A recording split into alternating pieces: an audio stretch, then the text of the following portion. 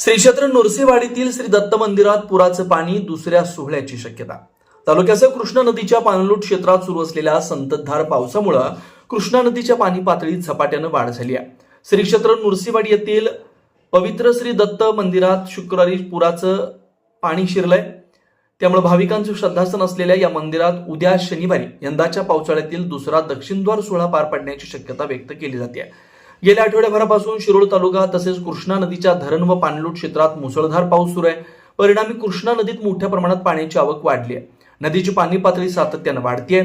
शुक्रवारी सकाळपासून नदीचं पाणी श्री दत्त मंदिरात दाखल झाल्यानं परिसर जलमय झाला। दरवर्षी पावसाळ्यात श्री दत्त मंदिरात पुराचं पाणी आल्यानंतर पारंपरिक पद्धतीनं दक्षिणद्वार सोहळा साजरा केला जातो।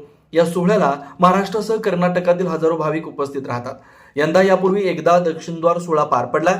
नदीच्या वाढत्या पाणी पातळीमुळे उद्या दुसरा दक्षिणद्वार सोहळा होण्याची शक्यता दर्शवली जाते।